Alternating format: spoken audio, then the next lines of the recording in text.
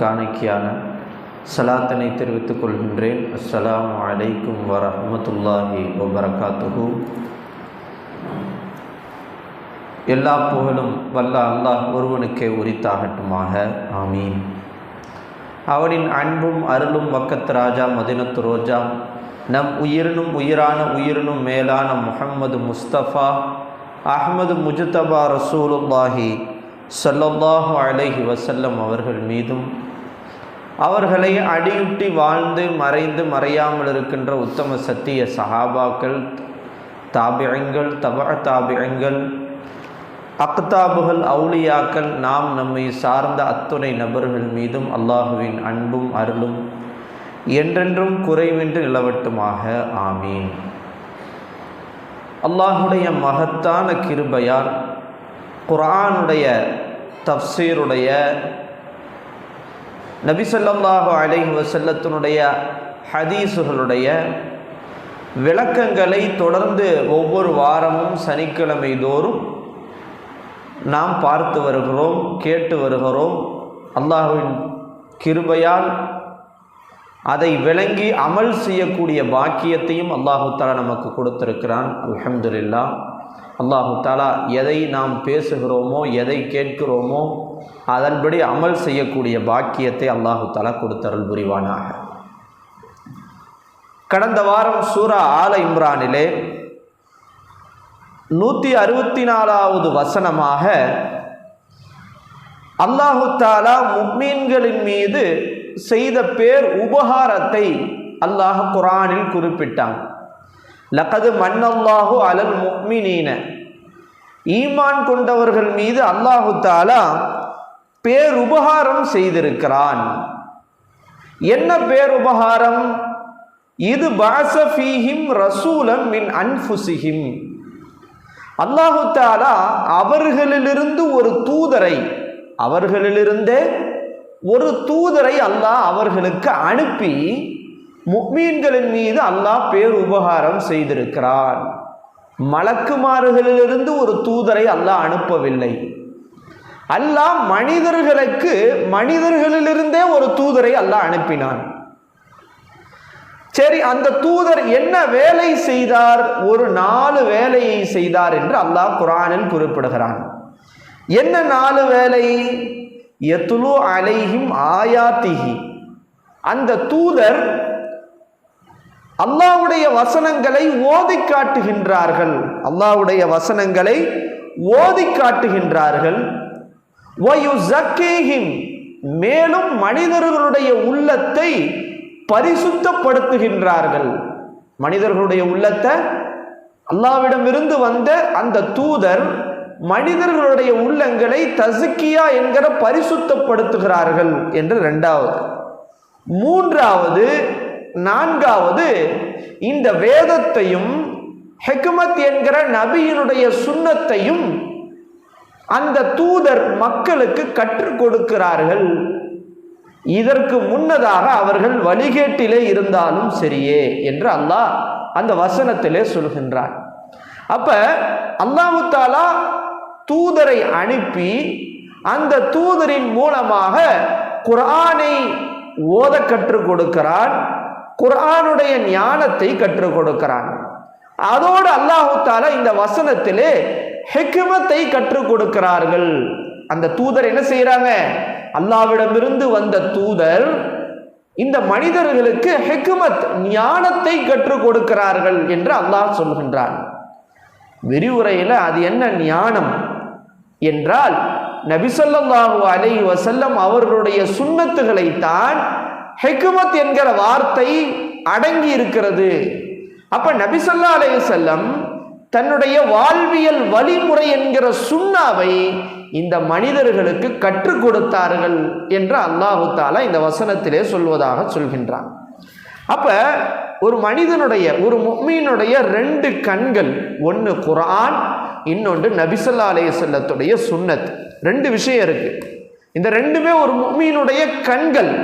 ஒரு பறவைக்கு 2 ரெக்கை இருப்பதை போன்று இந்த 2ம் முக்கியமானது. ஒன்று அல்லாஹ்வுடைய வேதம், அல்லாஹ்வுடைய வேதம். எப்படி ஒரு பறவைக்கு ஒரு ரெக்கை இல்லைன்னா அந்த பறவையால பறக்க முடியாது, எப்படி ஒரு மனிதனால் ஒரு கண், 2 கண்ணுல ஒரு கண் இல்லை என்றால் அது பரிபூர்ணமான பார்வை அவனுக்கு கிடைக்காதோ, அதே போன்று ஒரு முஃமினுக்கு 2 ரெக்கைகள் ரொம்ப அவசியம். 2 கண்களை போன்றுதான் இந்த அல்லாஹ்வுடைய வேதம் என்கிற இந்த குர்ஆனும் நபி ஸல்லல்லாஹு அலைஹி வஸல்லம் என்கிற நபியினுடைய சுன்னத்துகளும் ஆகும். இந்த 2மே ரொம்ப முக்கியமானது. நபி ஸல்லல்லாஹு அலைஹி வஸல்லம் சொன்னாங்க ஒரு ஹதீஸ்ல, தரக்து ஃபீக்கும் அம்ரைன், உங்களிடத்திலே 2 விஷயத்தை நான் விட்டு செல்கின்றேன். உங்களிடத்துல எத்தனை விஷயத்தை விட்டு செல்றேன்? 2 விஷயத்தை நான் விட்டு செல்கின்றேன். லன் தலில்லு மா தமஸ்ஸக்தும் பிஹிமா, இந்த 2 விஷயத்தை நீங்கள் பற்றி பிடிக்கும் காலமெல்லாம் நீங்கள் வழிகிடவே மாட்டீர்கள் என்றார்கள் நபி ஸல்லல்லாஹு அலைஹி வஸல்லம். 2 விஷயம், இந்த 2 விஷயத்தை நீங்கள் பற்றி பிடிக்கும் காலமெல்லாம் நீங்கள் வழிகிட மாட்டீர்கள் என்றார்கள் நபி ஸல்லல்லாஹு அலைஹி வஸல்லம். என்ன 2 விஷயம்? கிதாபுல்லாஹ், அல்லாஹ்வுடைய வேதம் என்கிற இந்த குர்ஆன், நாம் நம் வாழ்க்கையை இந்த குர்ஆன் படி அமைத்து கொண்டால் நாம் வழிகிட மாட்டோம். அடுத்து நபி ஸல்லல்லாஹு அலைஹி வஸல்லம் சொன்னாங்க, தன்னுடைய சுன்னத், நபியினுடைய சுன்னத், இந்த சுன்னத்தின் பிரகாரம் ஒருவர் தன் வாழ்க்கையை அமைத்து கொண்டால் அவரும் வழிகிட மாட்டார். ஆனா இன்னைக்கு நம்ம மக்கள் ஏன் வழிகிடுறாங்க? நம்ம மக்கள் ஏன் பாதமாறி போறாங்க? ஏன் நம்முடைய மக்கள் அடிக்கப்படுகிறார்கள்? ஏன் முஸ்லிம்களுக்கு இந்த இழிநிலை என்றால், குர்ஆனையும் சுன்னாவையும் அவர்கள் கைவிட்டு விட்டார்கள். குர்ஆனை பின்பற்றுவதல்ல, நபியினுடைய சுன்னத்தை பின்பற்றுவதல்ல, எல்லோரும் அவர்களுடைய மனோ இச்சையை பின்பற்ற ஆரம்பித்து விட்டார்கள். குர்ஆன்ல என்ன அல்லாஹ் சொல்லியிருக்கான் யோசிக்கிறது இல்லை. நபி ஸல்லல்லாஹு அலைஹி வஸல்லம் என்ன வழிமுறையை காட்டி கொடுத்திருக்கிறார்கள் யோசிப்பதல்ல. மேற்குலக கலாச்சாரங்கள் நம்முடைய மக்கள்கிட்ட ஊடுருவி போச்சு. மக்கள்கிட்ட என்ன செஞ்சிருச்சு? ஊடுருவி போச்சு. யூதர்களுடைய கலாச்சாரம், மற்ற கிறிஸ்துவர்களுடைய கலாச்சாரங்கள் நம்ம மனிதர்களிடத்துல ஊடுருவி நபியினுடைய சுன்னத்துகள் அடிபட்டு போச்சு. சுன்னத்துகளை ஃபாலோ பண்றது இல்ல, குர்ஆனின் படி வாழ்றது அல்ல. அதெல்லாம் பார்த்துக்கலாம் ஹஜரத், இந்த காலத்துல நீங்க இருக்கீங்க, இந்த காலத்துல உட்கார்ந்து சுன்னத்துக்கு இன்னத்துன்ட்டு என்ன மாதிரி காலத்துல நம்ம வாழ்ந்துகிட்டு இருக்கோம்? மாடர்ன் வேர்ல்ட்ல வாழ்ந்துகிட்டு இருக்கோம். இன்னைக்கு எப்படிலாம் நவீனம் ஆயிருச்சு, இப்போ உட்காந்து ரசூலுல்லாஹ்வுடைய சுன்னத்தை பின்பற்றணும் அப்படின்ற மாதிரி மக்களுடைய மனநிலை மாறி போனது. இதுதான் இன்றைக்கு மக்களுடைய ஏற்படுகிற எல்லா பிரச்சனைக்கும் இதுதான் காரணம். அதனால் தான் ரசூல் ஸல்லல்லாஹு அலைஹி வஸல்லம் அவர்கள் சொன்னார்கள், தரக்து ஃபீக்கும் அம்ரை, உங்களிடத்தில் 2 விஷயத்தை நான் விட்டு செல்கின்றேன், அதை நீங்கள் பற்றி பிடிக்கும் காலமெல்லாம் நீங்கள் வழிகிட மாட்டீர்கள். வழிகிடுவதற்கு வாய்ப்பில்லை. ஒன்று அல்லாஹ்வுடைய வேதம், இன்று நபியினுடைய சுன்னத். அப்ப சாப்பிட்றதிலிருந்து, ஒரு மனிதன் தூக்கத்திலிருந்து விழித்ததிலிருந்து அவன் சாப்பிடுவது, அவன் படுப்பது, அவன் ஒரு மஜ்லிஸிலே அமர்வது, அதற்கு பிறகு கழிவறைக்கு செல்வது என்று எல்லா விஷயங்களிலேயும் நபியினுடைய சுன்னத்துகள் என்று நமக்கு தெரிய மாட்டேது. ரசூலுல்லாஹ்வுடைய சுன்னத்து பின்பற்றுவது அல்ல. ஒரு ஹேர் ஸ்டைல்ல இருந்து, தாடி வைக்கிறதுல இருந்து, அவன் போடுற ட்ரெஸ்ல இருந்து எல்லாமே கலாச்சார சீர்கேடுகளாக போயிருச்சு. பெண்கள் ட்ரெஸ் அணிகிறதா இருந்தாலும் சரி, புர்கா அப்படின்றது நபி ஸல்லல்லாஹு அலைஹி வஸல்லம் காட்டி கொடுத்த அற்புதமான வழிமுறை.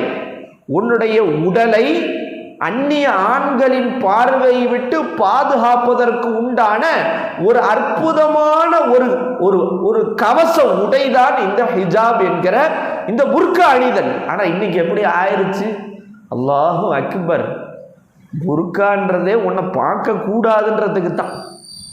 ஆனா இன்னைக்கு நம்ம மக்கள் போடக்கூடிய இந்த ஹிஜாப், இந்த புர்கா என்பது நபியினுடைய சுன்னத்துக்கும் அதுக்கு எந்த நபி ஸல்லல்லாஹு அலைஹி வஸல்லம் காட்டி கொடுத்த வழிமுறைக்கும் அதற்கு எந்த சம்பந்தமும் இல்லாத மாதிரி இருக்கு. அந்த புர்காலையே கலரா, அதாவது எந்த கலர் போட்டா மற்ற ஆண்கள் ஆஹா அப்படின்னு பார்ப்பார்களோ அந்த மாதிரி கலர்ல புர்கா போடுறாங்க. அந்த புர்கால ஜருக பலவிதமான டிசைன்கள், அதில் பறக்கிற மாதிரி புர்கா, இப்படி என்ன ஒவ்வொரு பல மெத்தடுகள் என்ன செய்கிறாங்க, பறக்கிற மாதிரி புர்காவா, அம்பர்லா புர்காவா, இப்படி பேர் வித்தியாசமாக ஸ்டைலாக மறைக்க வேண்டிய இந்த புர்காவை, ஆஹா இந்த புர்கா எவ்வளோ அழகா இருக்குன்னு மற்றவர்களை பார்க்க தூண்டுகிற அமைப்பிலே இன்றைக்கு இந்த மாதிரி மாறிடுச்சு. ஆனால் அடிப்படை ரசூலுல்லாவுடைய வழிமுறை அங்கே அடிபட்டு போச்சு. இப்போ இப்படி என்ன செய்யுது, நம்ம வாழ்க்கையில் நபி ஸல்லல்லாஹு அலைஹி வஸல்லத்துடைய சுன்னத்துகள் அடிபட்டு போச்சு. நபி ஸல்லல்லாஹு அலைஹி வஸல்லம் சொன்னாங்க, ஜாபிர் இப்னு அப்துல்லா ரலியல்லாஹு அறிவிக்கிறாங்க, கால நபி ஸல்லல்லாஹு அலைஹி வஸல்லம் சொன்னாங்க, கான ரசூலுல்லாஹி ஸல்லல்லாஹு அலைஹி வஸல்லம், ரசூல் ஸல்லல்லாஹு அலைஹி வஸல்லம் எப்போதெல்லாம் மக்களுக்கு பயான் செய்தார்களா, எப்பயாச்சும் சஹாபாக்களை கூப்பிட்டு ஹுத்பா செஞ்சா, பயான் பண்ணா, நபி ஸல்லல்லாஹு அலைஹி வஸல்லம் சஹாபாக்கள்கிட்ட இப்படி ஹுத்பா செய்வார்களாம். என்ன செய்வார்கள், அம்மா பஅத் ஃபஇன்ன கைரல் ஹதீஸி கிதாபுல்லாஹ், ஃபஇன்ன கைரல் ஹதீஸி கிதாபுல்லாஹ், பேச்சுக்களிலேயே சிறந்த பேச்சு அல்லாஹ்வுடைய வேதமாகும்.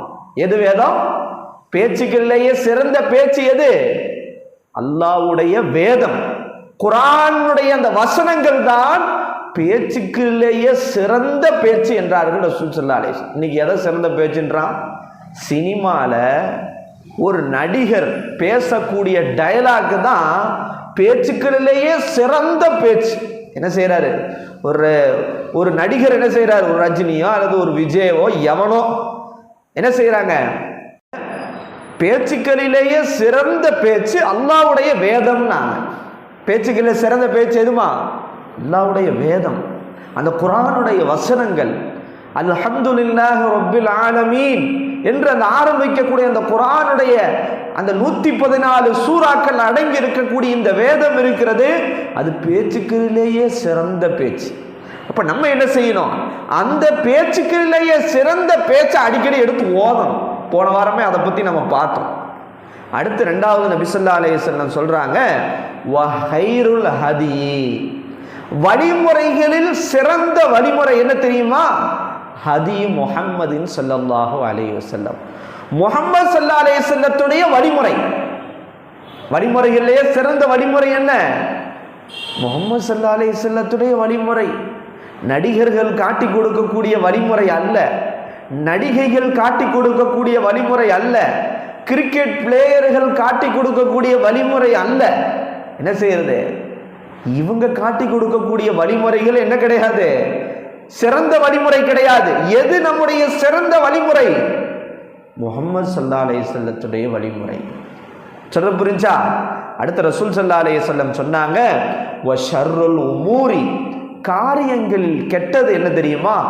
முஹதஸாத்துஹா, குர்ஆனிலும் ஹதீஸிலும் சொல்லப்படாத புதுமையான விஷயங்களை மார்க்கத்திலே நாம் கொண்டு வருவது இருக்கிறது, இதுதான் காரியங்களில் கெட்டது. குர்ஆன்ல அல்லாஹ்வும் காட்டி கொடுக்கல, நபி ஸல்லல்லாஹு அலைஹி வஸல்லமோ ஹதீஸ்ல காட்டி கொடுக்கல. ஒரு புது விஷயத்தை மார்க்கம் என்கிற பெயர்ல இவன் என்ன செய்யறான், இவன் நுழைச்சான் அப்படின்னா அது வழிகேடு. அது என்னது? இப்ப முடி வெட்டுறதுக்குன்னு ஒரு சுன்னா இருக்கு.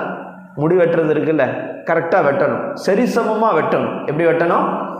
சரிசமமாக வெட்டணும். இப்போ என்ன செய்கிறாங்க, சுற்றி கரண்டி வச்சிடுறாங்க. எப்படி கரண்டி வச்சிடுறாங்க?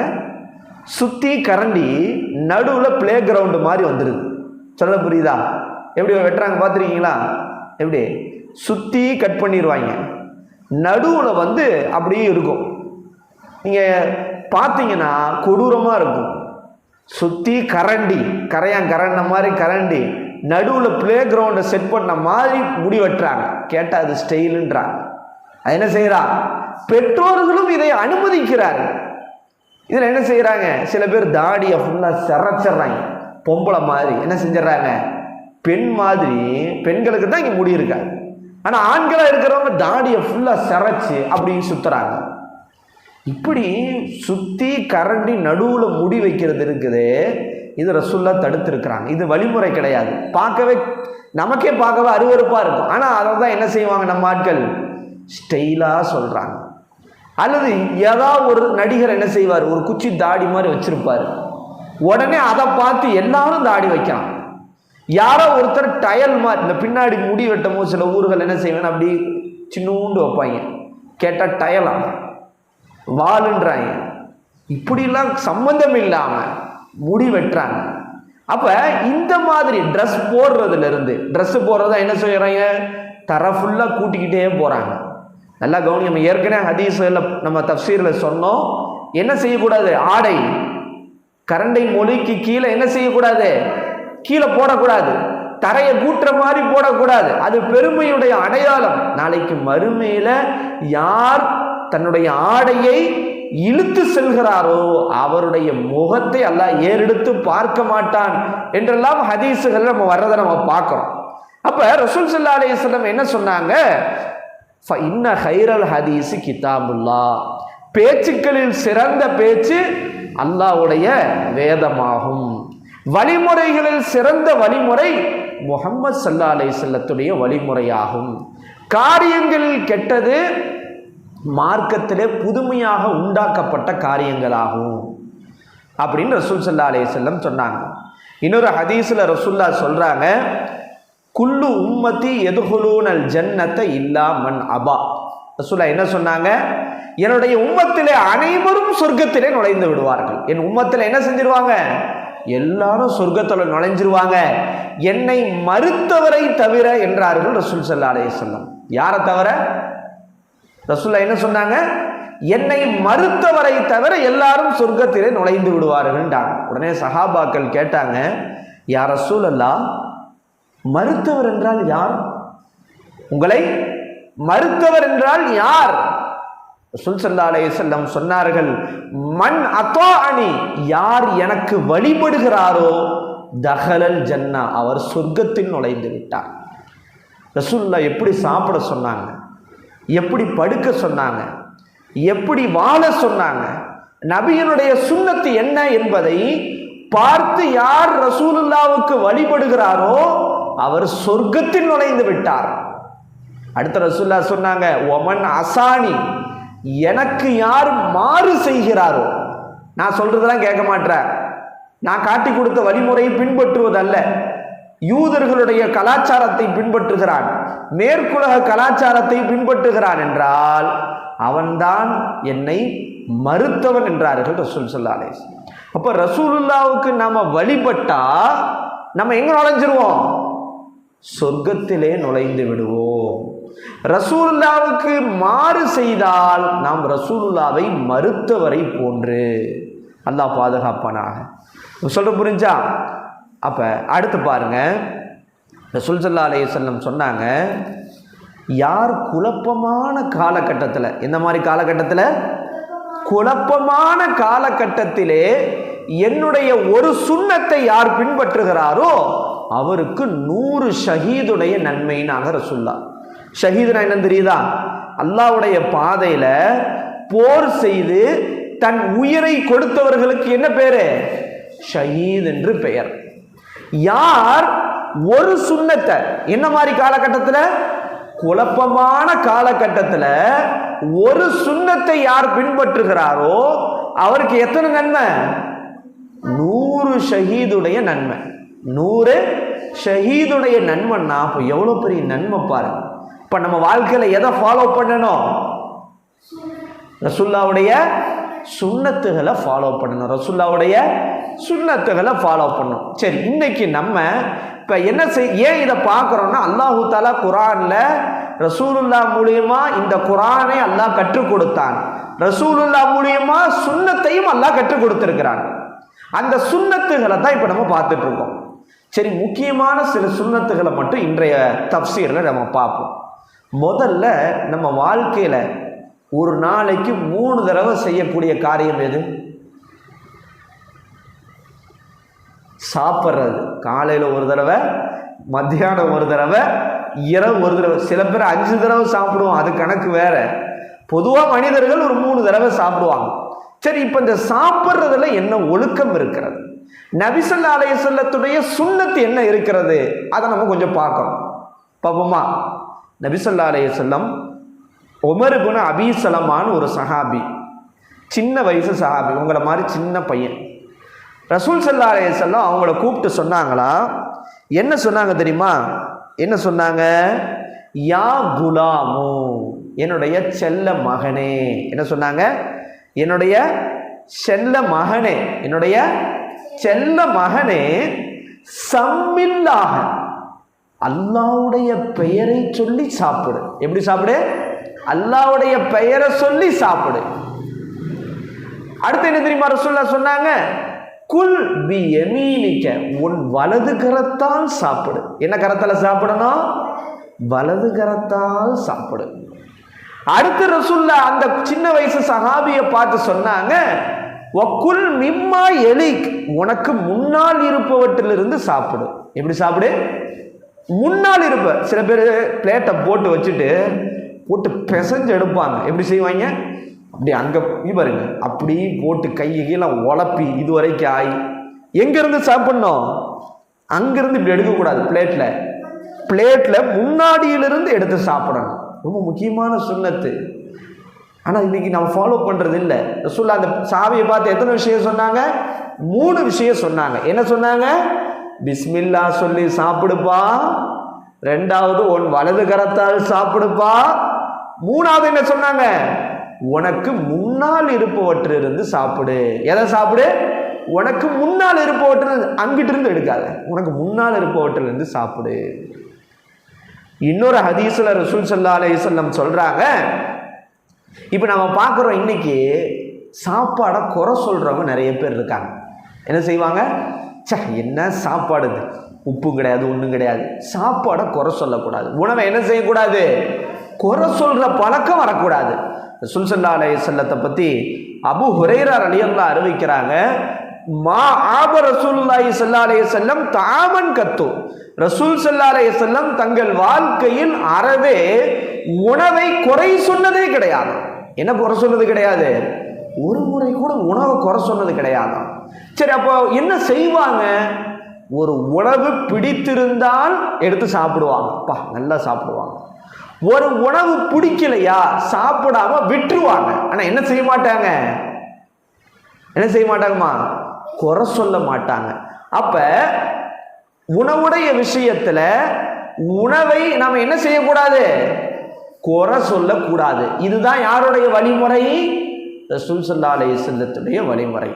அப்ப உணவு பிடித்திருந்தால் சாப்பிடுவார்கள், உணவு பிடிக்காவிட்டால் சாப்பிடாமல் விட்டு விடுவார்கள். புரிஞ்சா? உடனே இது ஒரு வழிமுறை. புரிஞ்சா? இப்போ அடுத்து இன்னொரு சுன்னத்தை, இப்போ எதுக்கு சொல்றேன்னா, சாப்பிட்றதுல எத்தனை ஒழுக்கங்கள் இருக்கு, எத்தனை சுன்னத்துகள் இருக்குன்றதும் சொல்றேன். ஒரு நாள் சஹாபாக்கள்லாம் ரசூலுல்லாஹ்ட்ட வந்தாங்க. சஹாபாக்கள் என்ன செஞ்சாங்க? ரசூலுல்லாஹ்ட்ட வந்தாங்க. வந்து கேட்டாங்க,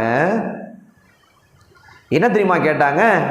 யா ரசூலல்லாஹ், அல்லாஹ்வின் தூதரே, இன்னா நாக்குலு, நாங்க நல்லா சாப்பிட்றோம், ஆனா வயிறு மட்டும் ரொம்பவே மாட்டுது. என்ன ரொம்ப மாட்டுது? வயிறு ரொம்ப மாட்டுது. என்ன யா ரசூலுல்லாஹ் பண்றதுன்னு கேட்டாங்க. ரசூல் ஸல்லல்லாஹு அலைஹி வஸல்லம் அந்த சஹாபாக்களை பார்த்து கேட்டாங்க, ஃபலஅல்லக்கும் தஃப்தரிகூன, நீங்க பிரிஞ்சு பிரிஞ்சு சாப்பிட்றீங்களான்னு கேட்டாங்க. என்ன கேட்டாங்க? நீங்க பிரிஞ்சு பிரிஞ்சு சாப்பிட்றீங்களா அப்படின்னு கேட்டாங்க. ஆமா யா ரசூலுல்லாஹ், பிரிஞ்சு பிரிஞ்சு சாப்பிட்றோம். ரசூல் ஸல்லல்லாஹு அலைஹி வஸல்லம் சொன்னாங்க, நீங்கள் உங்கள் உணவின் மீது ஒன்று சேருங்கள், ஒன்னா சேர்ந்து சாப்பிடுங்க. என்ன செய்யுங்க? ஒன்னா சேர்ந்து சாப்பிடுங்க. ஒன்னா சேர்ந்து பிரிஞ்சு பிரிஞ்சு சாப்பிடாதீங்க. ஒன்னா சேர்ந்து என்ன செய்யுங்க? சாப்பிடுங்க. அல்லாஹ்வுடைய பெயரை சொல்லி சாப்பிடுங்கன்னாங்க. 2 விஷயம். என்ன சொன்னாங்க? நீங்க பார்த்தீங்கன்னா தெரியும், சஹன் சாப்பாடுன்னு இருக்கும், பார்த்துருக்கீங்க, கேள்விப்பட்டிருக்கீங்களா? ஒரு பெரிய பிளேட்டு. புரிஞ்சா? சில ஊர்களில் இன்னைக்கு வழிமுறை இருக்கு. சில ஊர்களில் இந்த திருநெல்வேலி சைட்லாம் நீங்க போனீங்க அப்படின்னா இந்த சஹன் சாப்பாடு, கல்யாணத்திலே சஹன் சாப்பாடு தான். அப்படின்னா என்ன தெரியுதா? பெரிய தட்டு, 3 பேருக்கு ஒரு தட்டு. என்ன செய்வாங்க? ஃபுல்லா சாப்பாடை கொட்டிடுவாங்க, 3 பேர் சேர்ந்து சாப்பிடுவாங்க. இப்படி ஒரு வழிமுறை இருக்கிறது. அந்த மாதிரி சாப்பிடலைனாலும் வீடுகளில் இருக்கும் போது என்ன சேர்ந்து சாப்பிடணும்? ஒன்னா சேர்ந்து சாப்பிடணும். என்ன சொல்லி சாப்பிடணும்? பிஸ்மில்லா சொல்லி சாப்பிடணும். அப்படி நீங்க சாப்பிட்டீங்கன்னா உங்கள் உணவில் பரக்கத் செய்யப்படும் என்றார்கள் ரசூல் ஸல்லல்லாஹு அலைஹி வஸல்லம். என்ன செய்யப்படும்? பரக்கத் செய்யப்படும். சொல்ல புரிஞ்சா? அப்போ வீட்டில் நம்ம எப்படி சாப்பிடணும்? ரசூலுல்லாஹ்வுடைய சுன்னத்து என்ன? எப்படி சாப்பிடணும்? பிரிஞ்சு பிரிஞ்சா டிவியை பார்த்துக்கிட்டே வா, சோபா மேலே உட்காந்து சிரிக்கிறான் பாரு, சோபா மேலே உட்காந்துட்டு அப்படியே டிவியை பார்த்துக்கிட்டு சாப்பாடையும் பார்க்கறது கிடையாது, யாரையும் பார்க்கறது கிடையாது. அப்படி தானே சாப்பிடணும். எப்படி சாப்பிடணும்? ஒன்றாக உணவின் மீது நாம் ஒன்னா சேர்ந்து சாப்பிடணும். என்ன சொல்லணும்? பிஸ்மில்லா சொல்லி சாப்பிடணும். பிஸ்மில்லாஹி வாலா பரக்கத்தில்லான்னு சொல்லி சாப்பிடணும். சரி, சாப்பிடும் போது துவாவை மறந்துட்டா, பிஸ்மில்லா சொல்ல மறந்துட்டா என்ன செய்யணுமா? பிஸ்மில்லாஹி அவ்வலஹு வ ஆஹிரஹு. புரிஞ்சா? சரி, இன்னொரு சாப்பிடும் போது எப்படி சாப்பிடணும்னா உணவுடைய நடுவுல இருந்து சாப்பிடக்கூடாது. எப்படி சாப்பிடக்கூடாது? ரசூல் ஸல்லல்லாஹு அலைஹி வஸல்லம் சொல்றாங்க, அல் பரக்கத்து தன்சிலு வஸ்தத்தாம். இந்த பரக்கத்து இருக்குல்ல, அல்லாஹ்விடமிருந்து வானத்திலிருந்து இறங்கக்கூடிய பரக்கத்து உணவுடைய நடுவில் தான் இறங்குதான். அப்ப நீ எப்படி சாப்பிடணும்? ஃபகுலு மின் ஹாஃபத்தைஹி வலா தஅகுலு மின் வஸதிஹி. நீ நடுவுல இருந்து சாப்பிடக்கூடாது, ஓரத்துல இருந்து சாப்பிடணும். எப்படி சாப்பிடணும்? நீங்க நல்லா பார்க்கணும். நிறைய பேர் மிஸ்டேக் பண்ணுவீங்க வீட்டில். இது மாற்றிக்கணும், இனிமேல் இன்ஷா அல்லாஹ் மாற்றிக்கணும். எங்கே சாப்பிடக்கூடாது? நடுவில் வச்சு அப்படியே போட்டு பிசைஞ்சு நடுவில் ஒரு ஒரு என்ன செய்யக்கூடாது? ஒரு குளம் மாதிரி கட்டி அப்படி சாப்பிடக்கூடாது. உணவை என்ன செய்யணும்? ஓரத்திலிருந்து சாப்பிடணும். நடுவில் தான் என்ன செய்யுது? பரக்கத்து இறங்கிறது. இப்போ நம்ம போய் அதை தடுக்கக்கூடாது. சொல்ல புரிஞ்சா? இன்னும் சொல்றாங்க, இன்னொரு சுன்னத்து என்ன தெரியுமா? ரசூல் ஸல்லல்லாஹு அலைஹி வஸல்லம் சொல்றாங்க, இதா சகதத் மின் அஹதிஹிம் அல் லுக்மத். உணவு பருக்க கீழே விழுந்துருச்சு, என்னமா செய்யறது? போனா போகுது அப்படின்னு விட்டுறதா? உணவு பருக்கை கீழே விழுந்தால் அதிலே அழுக்கு படிந்திருந்தால் நம்ம என்ன செய்யணும்? அந்த அழுக்கை நீக்கி விட்டு சாப்பிடணுமா? என்ன செய்யணும்? ஒன்னே தொடச்சு விடணும், அல்லது தண்ணியில கழுவி கீழே கிடக்கிற உணவை எடுத்து சாப்பிடணுங்க. நம்ம என்ன செய்வோம்? ஒருத்தர் சாப்பிட்டுட்டு சுற்றி பார்த்தா பிளேட்டு முழுக்க சாப்பாடாக தான் கிடக்கும். என்ன கிடக்கும்?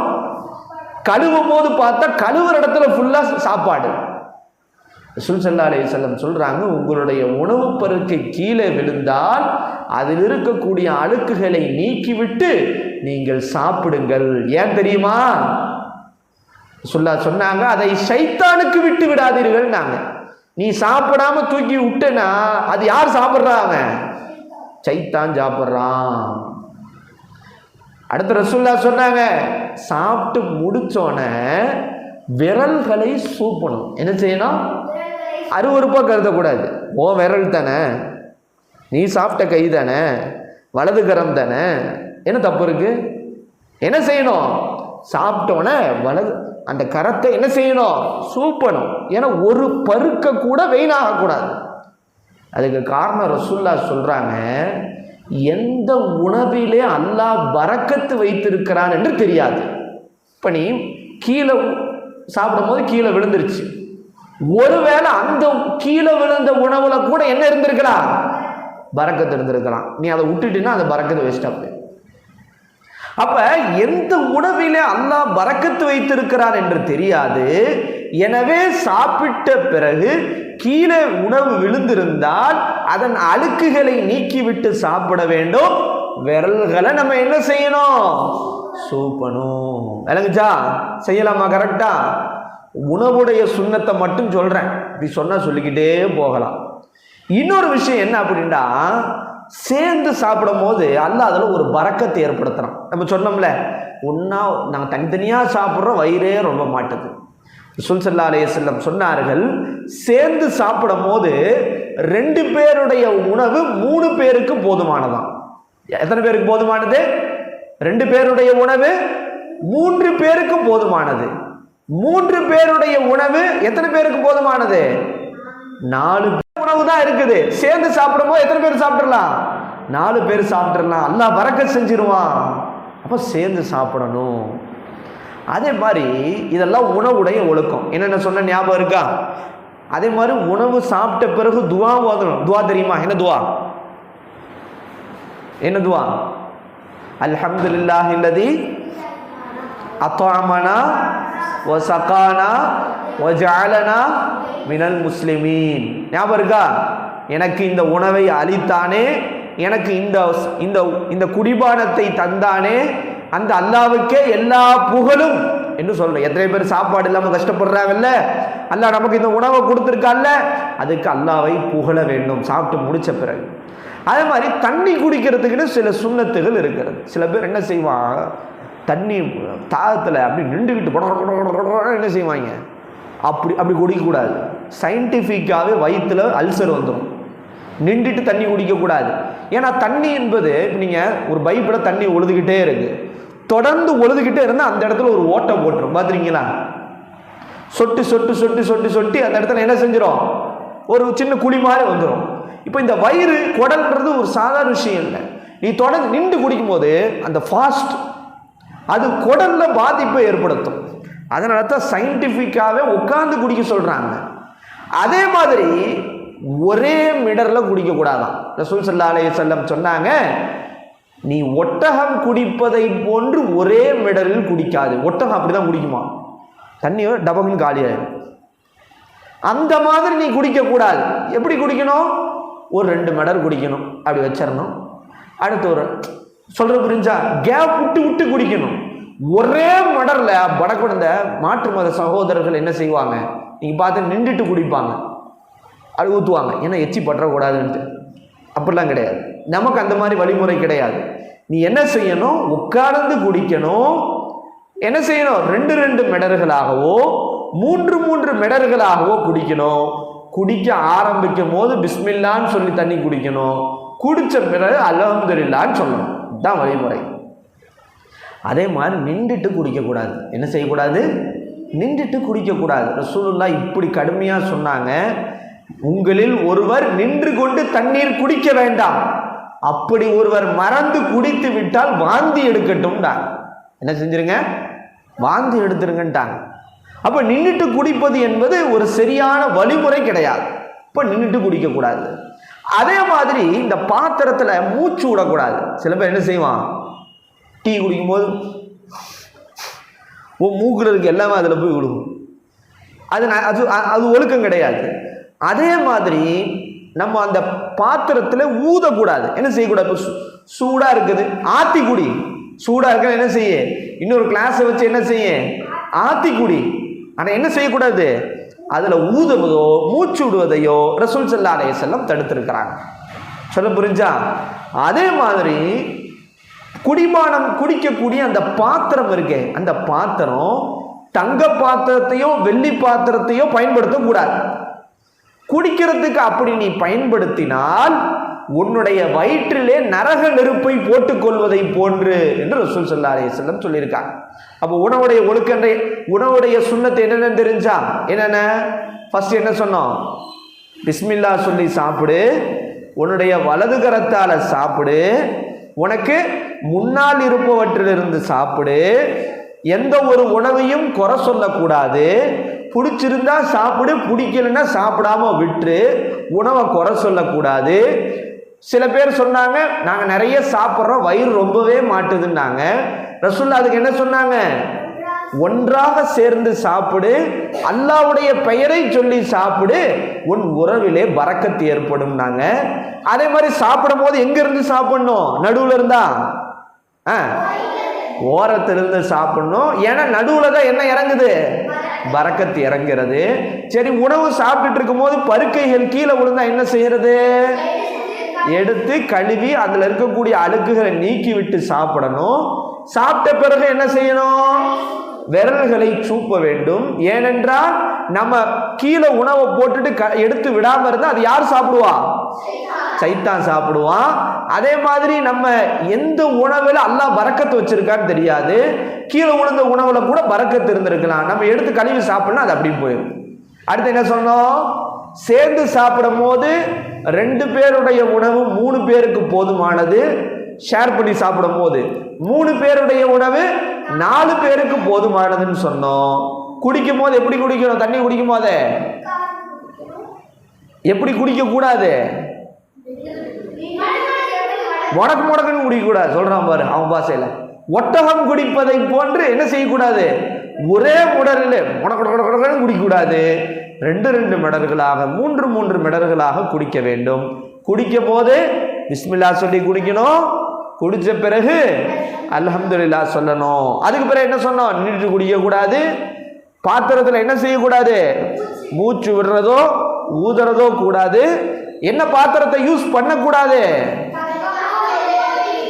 விளங்குச்சா? இதெல்லாம் என்ன சுன்னத்துகள்? நம்ம ஃபாலோ பண்றோமா? ஃபாலோ பண்றீங்களா? இன்ஷா அல்லாஹ் ஃபாலோ பண்ணணும். அல்லாஹ் தஆலா நம்ம இன்ஷா அல்லாஹ் என்ன செய்யணும்? நம்ம ஃபாலோ பண்ணல யார் ஃபாலோ பண்றது? சொல்ல புரியுதா? மற்ற சகோதரர்களா ஃபாலோ பண்ணுவாங்க. உன் கிளாஸ்ல இருக்கிற இந்து சகோதரா ஃபாலோ பண்ணுவாரு. ரசூலுல்லாஹ்வுடைய சுன்னத்தை நான் ஃபாலோ பண்ண போறேன்ட்டு யார் ஃபாலோ பண்ணணும்? நம்ம தான் ஃபாலோ பண்ணணும். சொல்ல புரிஞ்சா? அதே மாதிரி தூக்கத்துக்குன்னு சில சுன்னத்துகள் இருக்கு. எங்க இருக்குது? இப்படி எடுத்து இதை பத்தி பேசினா சுன்னத்துகள்னு பேசினா அல்லாஹு அக்பர் பேசிக்கிட்டே இருக்கலாம். அதுல ஒரே ஒரு சுன்னத்தை மட்டும் நம்ம சொல்லுவோம். தூக்கத்துல தூங்கும் போது எப்படி தூங்கணும்? எப்படிமா தூங்கணும்? எப்படி? ரசூல் ஸல்லல்லாஹு அலைஹி வஸல்லம் சொன்னாங்க, உங்களில் ஒருவர் இரவு படுக்கைக்கு சென்றால் தங்களுடைய கையை கன்னத்திற்கு கீழே வைக்கட்டும். எதை பார்க்கணும்? வலது பக்கம். வலது பக்கம் தானே படுக்கணும். வலது பக்கம். என்ன சொல்லணும்? என்னங்க சொல்லணும்? என்ன சுன்னத்துங்க? என்ன துவாங்க? அல்லாஹும்ம பிஸ்மிக அமூது வ அஹ்யா. என்ன அர்த்தம்? யா அல்லாஹ், உன்னுடைய பெயரை கொண்டே நான் மௌத்தா போறேன். உன்னுடைய பெயரை கொண்டே நான் உயிர் பெற்று எழுவேன். என்னடா அது? தூக்கம் போறத மௌத்தா போறேன்றாங்க. தூக்கம் என்பது மரணத்தின் சகோதரன். தூக்கம் என்பது என்னது? கிட்டத்தட்ட தூங்கினா அவன் என்ன மாறுதான்? மரணமான மாறுதான். சொல்ல புரிஞ்சா? அல்லாஹ் திருப்பி ரூஹ கொடுக்கலைன்னா அப்படி மௌத்தா வேண்டிதான். சொல்ல புரிஞ்சா? அப்ப அல்லாஹ்வுடைய பெயரை கொண்டு நான் மரணிக்கிறேன், மேலும் நாளைக்கு காலையில் உயிர் பெற்று எழுவேன். சொல்ல புரிஞ்சா? இதான் அதுக்கு அர்த்தம். சரி, தூங்கி எழுந்த பிறகு என்ன சொல்லணும்?